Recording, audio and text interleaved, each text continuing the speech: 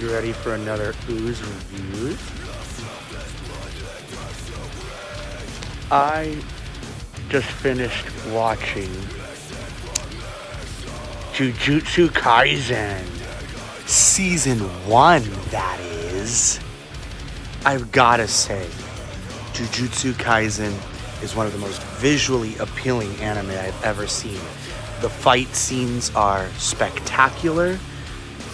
The artwork is awesome.